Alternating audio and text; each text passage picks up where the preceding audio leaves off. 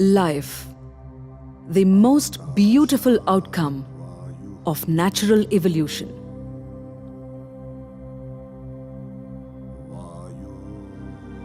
If there is one element that powers life, it has to be water.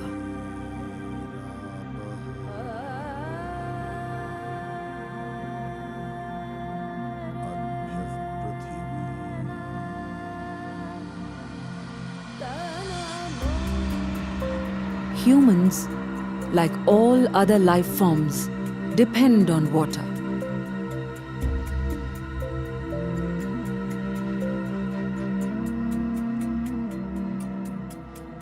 Great civilizations have come and gone, but what have remained are rivers like me who cradle these empires. It is no different here in the mountains of the Western Ghats. This is where I am born. This is where I nurture my children.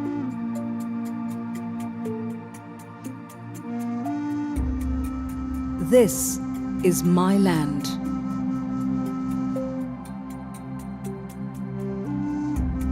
And this is my story.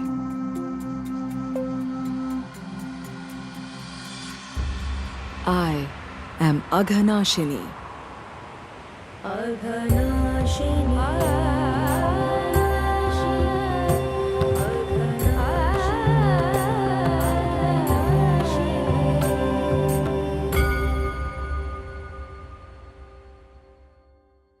I start my journey at Shankarahonda in Shirsi in the Western Ghats of India.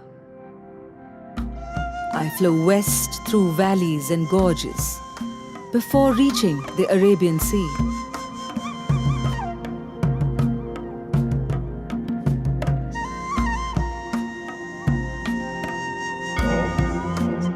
People also believe that the sacred place of Manjguni is the other birthplace.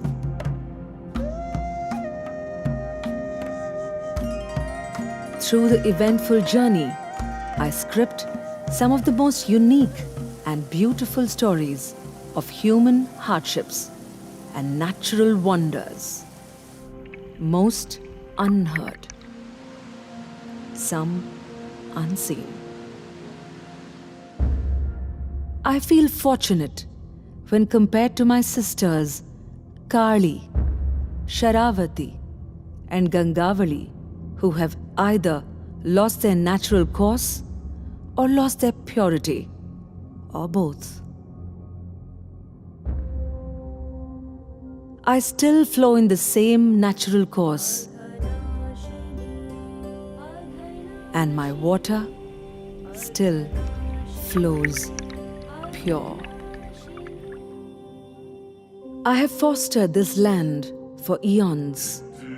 In this land, I still nurture the relics of an ancient forest. Surviving from the days of the dinosaurs, these are some of the oldest form of the forests in the Western Ghats.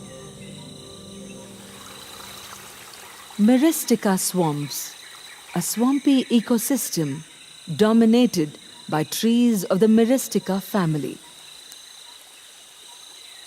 The forest floors in these swamps are covered by an unusual form of roots called the knee roots, which protrude in a unique shape not seen anywhere in the plant kingdom. Diversity is abundant around these swamps. They nurture life forms, some of which are found nowhere else.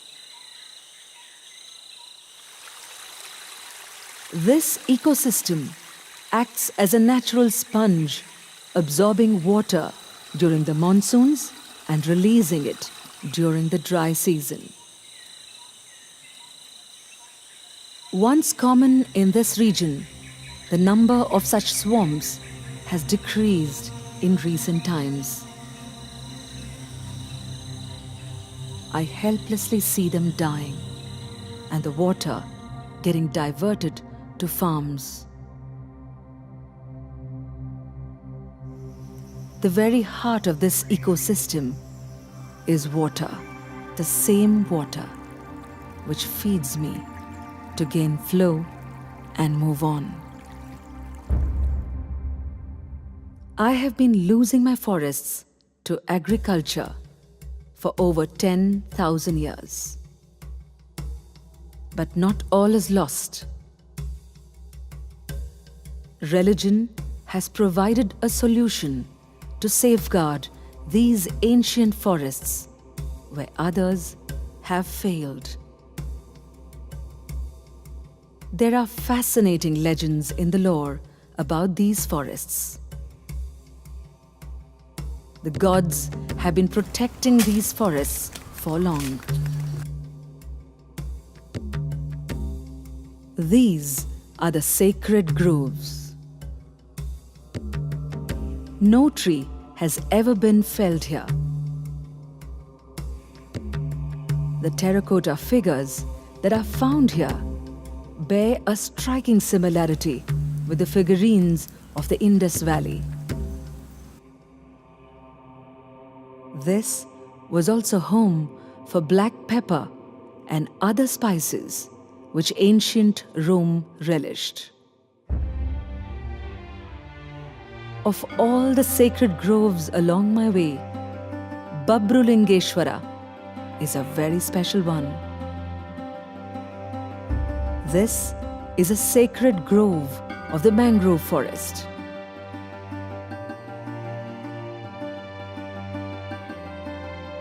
One of the rarest forms of its kind.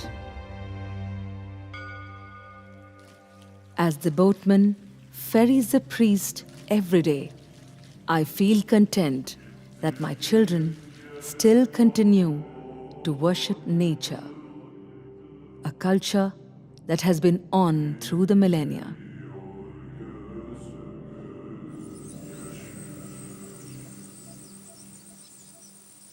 Hidden in a silent place where paddy fields end and the forest begins, lies a fascinating wonder that few people know. Gullegundi.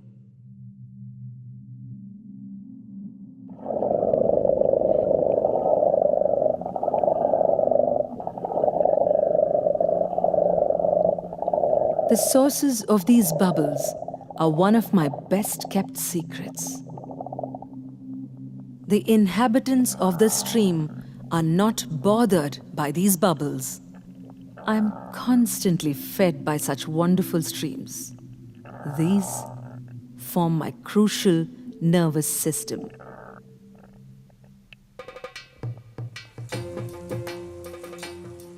During the late winter, people gather around my banks for a community lunch.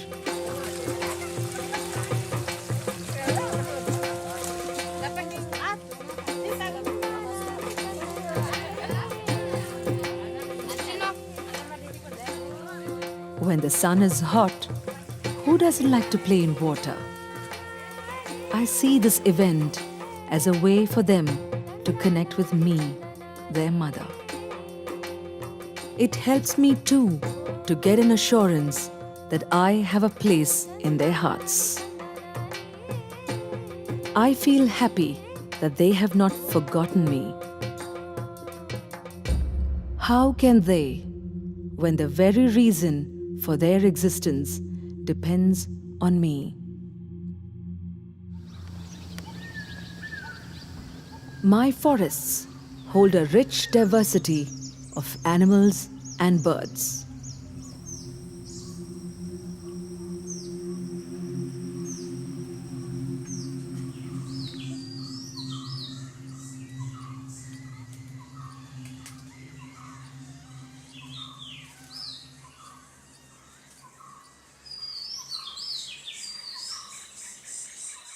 But there is one species for which these forests act as a northernmost boundary in the Western Ghats. With their closest cousins in the remote Sulawesi islands of Indonesia, These are the lion-tailed macaques, the most ancestral of all the Asian macaques.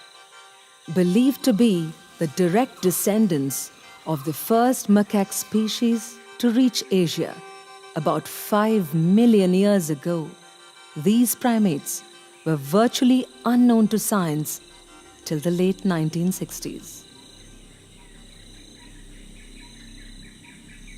Habitat fragmentation and degradation, along with hunting, has made their population shrink dramatically over the past several decades.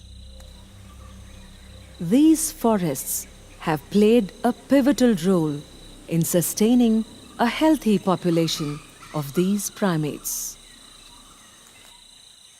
There are more than 600 of these lion-tailed macaques roaming in this forest canopy.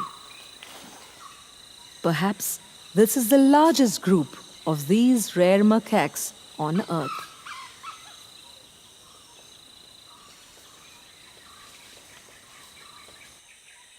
They are voracious foragers of the canopy.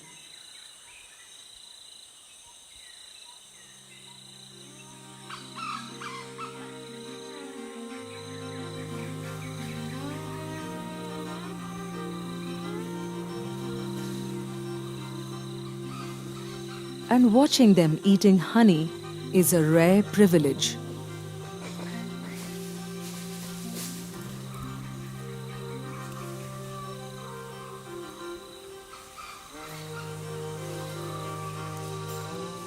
But what if others ask for a share?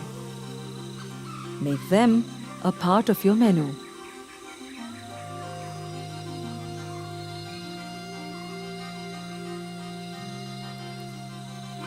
Like many other animals, macaques too follow hierarchy on the table.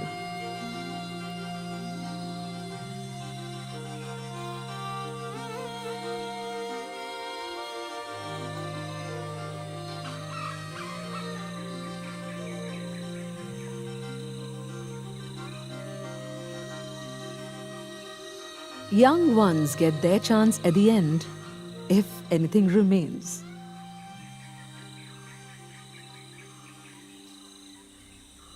As they are predominantly fruit eaters, they help in seed dispersal, forming a key ally in sustaining the ecosystem.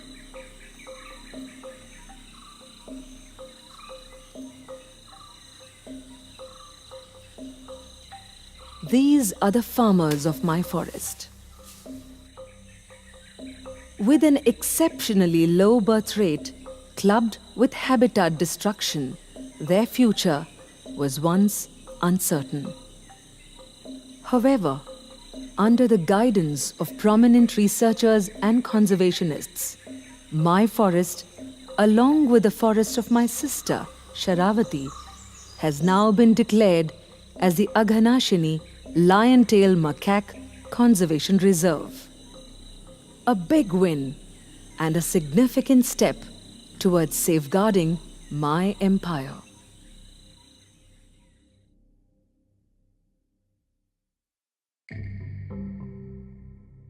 Summer is when I will be at my lowest. It is that time when I barely reach the sea. The flow becomes weak and the rocks within me open up to the sun. We rivers breathe through the seasons.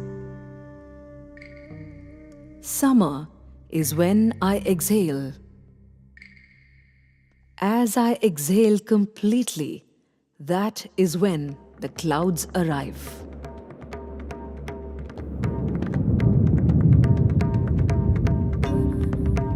This is the arrival of monsoon.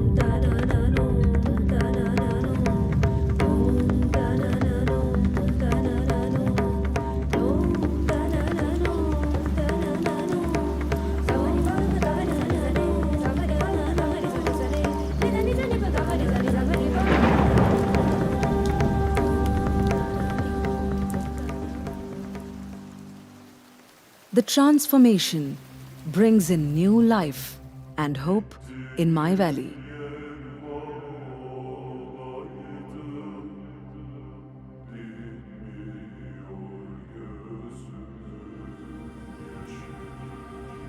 As the monsoon arrives, flowers of a unique tree start turning into fruits.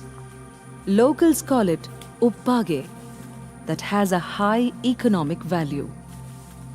The harvesting of uppage begins in June.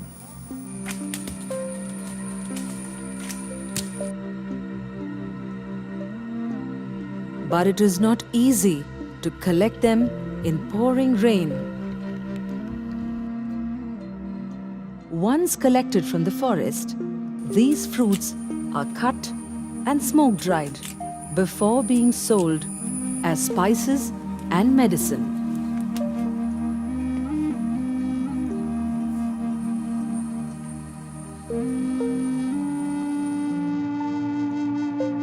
The monsoon also brings to life a unique spectacle that is usually ignored. These normal-looking branches hold something very special.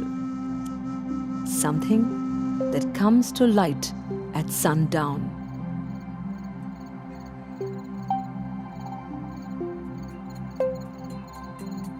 Bioluminescent fungi. I see such luminous carpets glowing proudly beside my streams. They turn the forest into a fairy tale wonderland few have ever seen.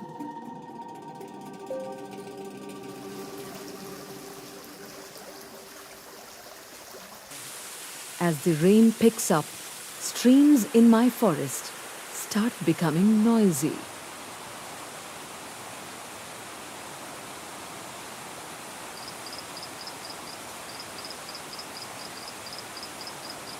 Monsoon is synonymous with frogs, and it is not uncommon during this time to hear their boisterous calls.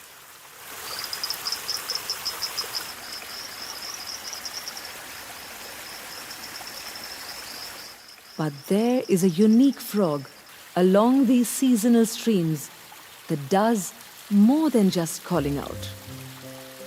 These are the foot-flagging frogs.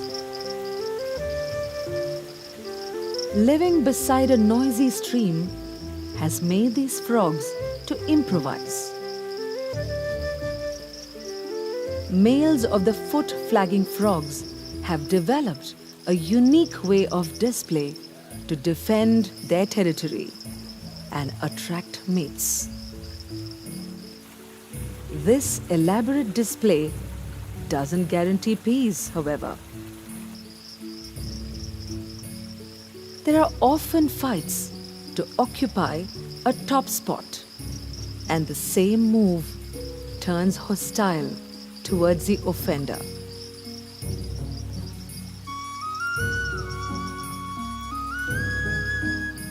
These frogs are highly sensitive even to the smallest changes in the ecosystem.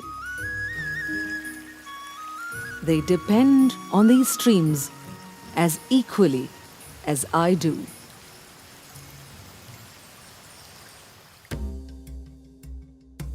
Monsoon is a time of plenty.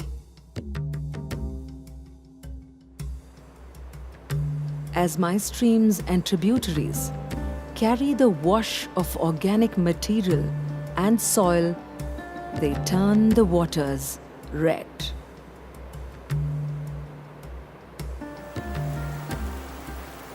But not all my tributaries go red during the monsoon.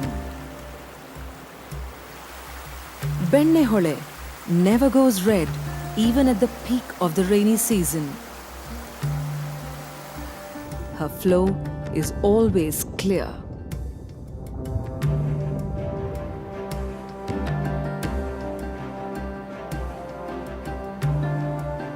The confluence at Morse holds a special site.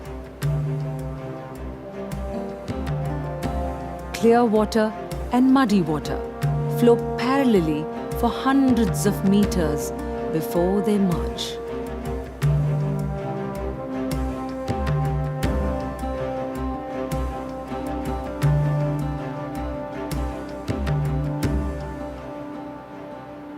The soil that is carried will never go waste. Most of it is deposited in the coastal plains, making the land more fertile year after year.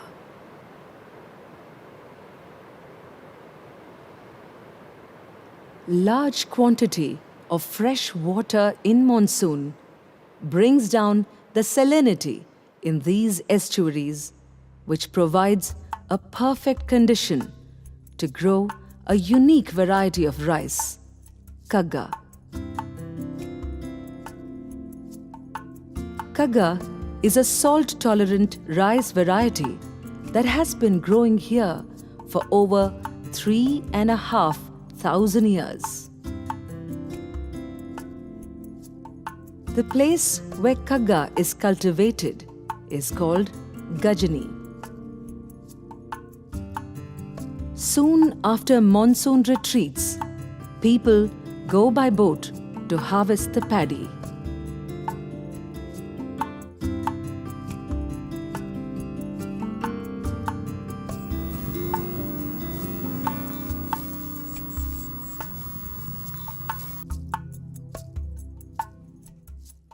It is one of those rarest varieties of rice which grows in salt water and needs a boat to harvest.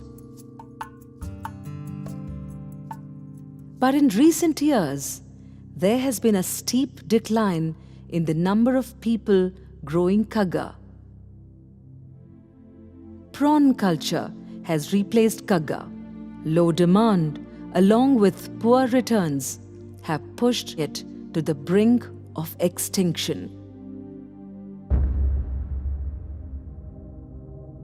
Nestled on top of a mountain and surrounded by thick evergreen forests, this is Medani, one of the very few mountaintop villages in my basin. Living far from the neighboring villages, people at Medani grow another unique variety of rice found in this land, Sannakki, famous for its aroma.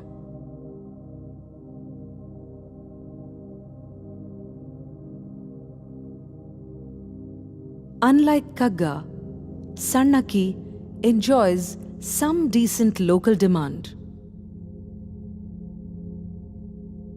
Sannakki and Kagga, both unique rice varieties specific to this region. For thousands of years, I fed them my water, and they in turn nourished my people. My land is as unique as I am.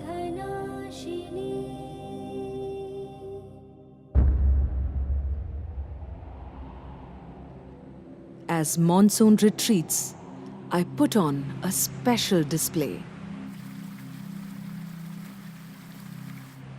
Along with my tributaries, I have one of the highest number of waterfalls for any single river in the whole region.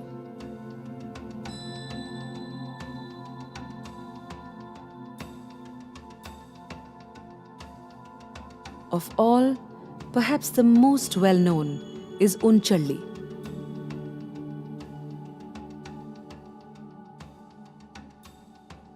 Daytime gives glamorous views of this waterfall, and on one full moon night during winter, when everything is just right, there is magic in the air.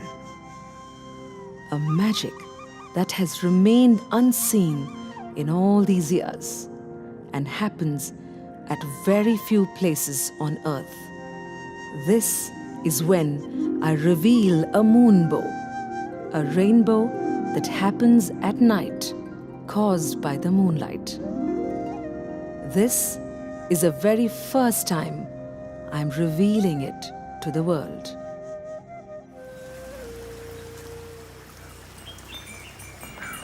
There are several communities living along my banks. Halakis are special among them.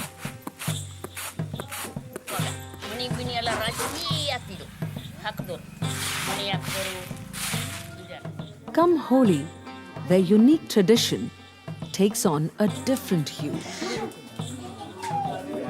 It is a joyful occasion for the Halakis who celebrate Sugi, their harvest festival.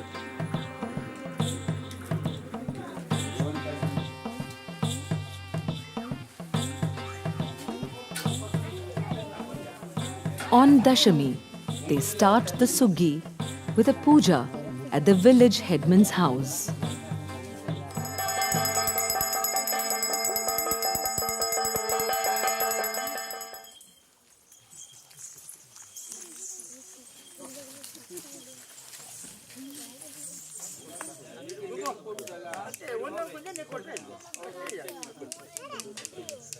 The music is electrifying, and so is their dance.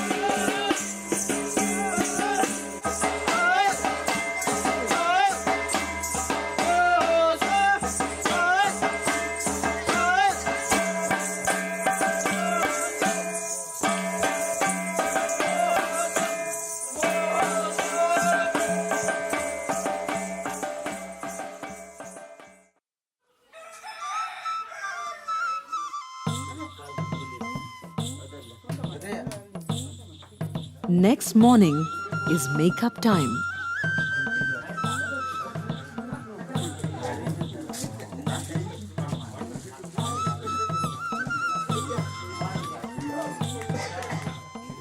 To some, this may appear like the famous art form Yakshagana. However, the moves have their own community flavor.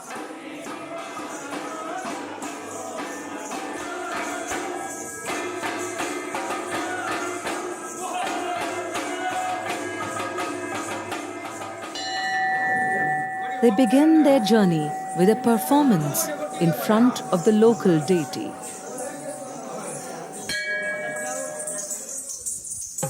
For the next 5 days, they walk from one village to the other, performing at each village on their way. Walking from village to village, crisscrossing my waters, the troupe covers more than 50 kilometers, while performing nearly 100 times till the day of Holi. I have seen this celebration for hundreds of years. After 5 days, when they come to me for the final bath, I silently wish that I will see them again next year.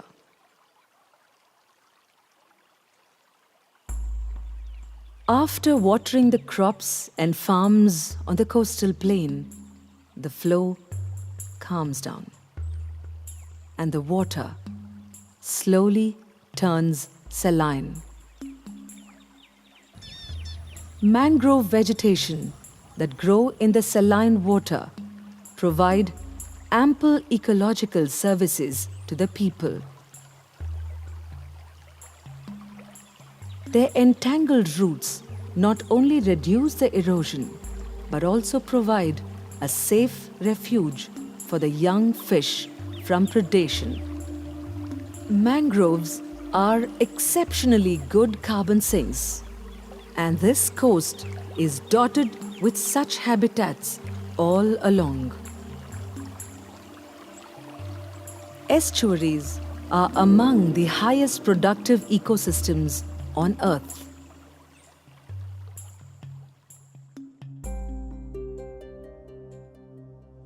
People here depend on me for varied reasons.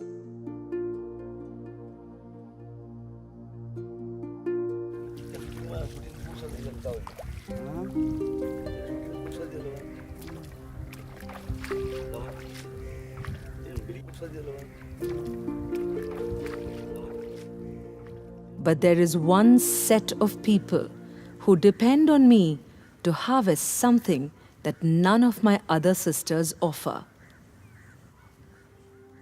Bivalves. Belonging to the family of mollusks, these hard-shelled creatures rely on a very delicate balance of the salinity. Bivalves have been exploited worldwide for food and industrial purposes. The meat of the bivalves is a protein-rich food for the people. Their calcium-rich shells are used to manufacture lime, which has a high industrial value.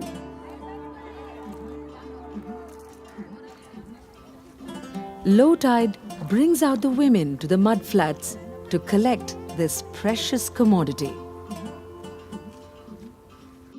Sifting the mud beneath their feet to pick the bivalves is a common practice.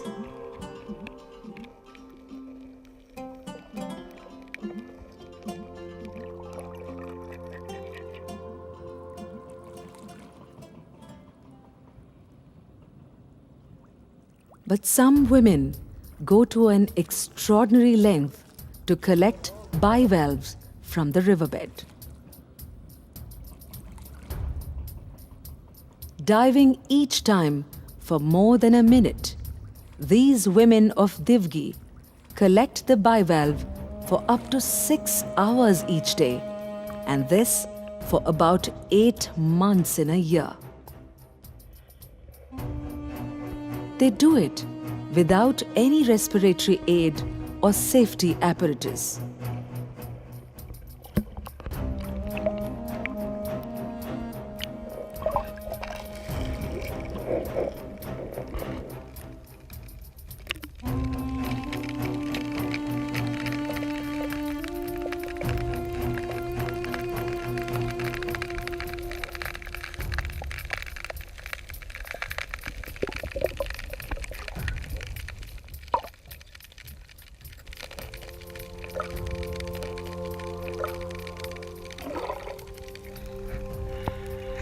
When the yield is high, even men join.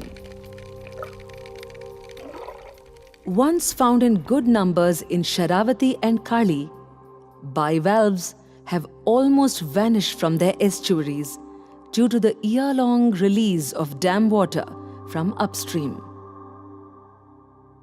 Salinity variation across the season is a key for the survival of bivalves. Even a small disturbance for my estuary could hamper this delicate balance. That would be a disaster for these people whom I want to see for long.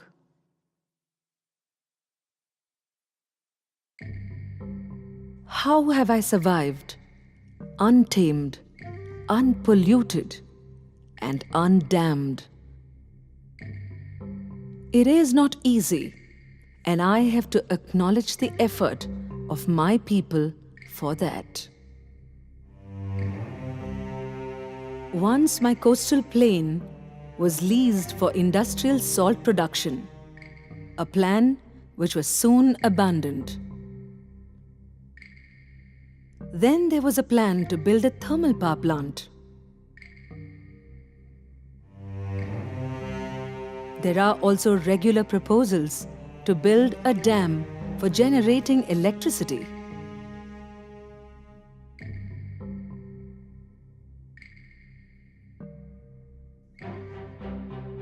All these led to widespread protests. People from all walks of life, and importantly, religious leaders came together and fought a hard battle on political, social, and scientific grounds and succeeded. But threats continue even today. Some are thinking to divert a portion of my flow and take the water to faraway cities for their consumption.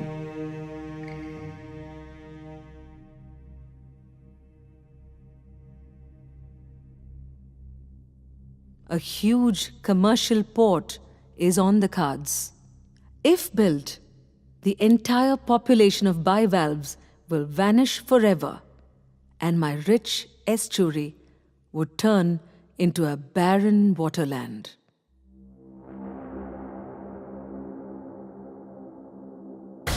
Do you think this is sustainable? Rivers like me are not a solution to every problem.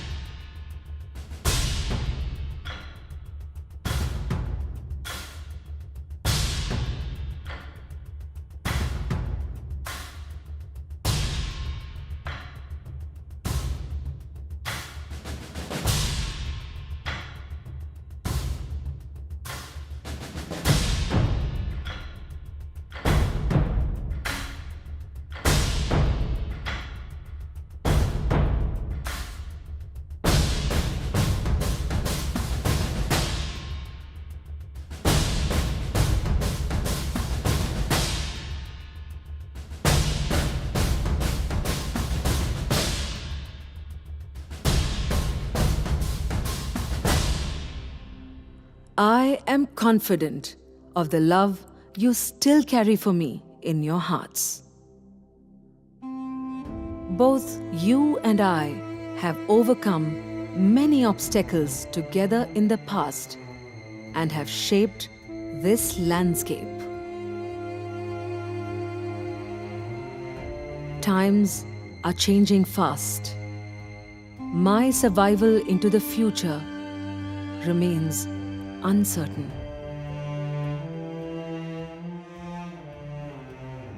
You could be the last generation to see me in my full glory.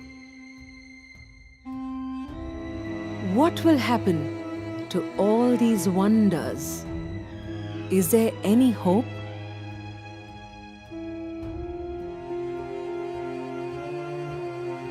There may never be another story quite like mine.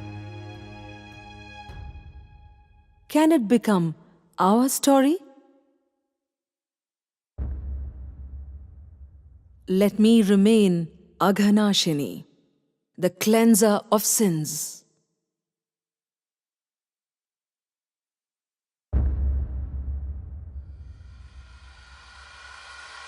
Aghanashini.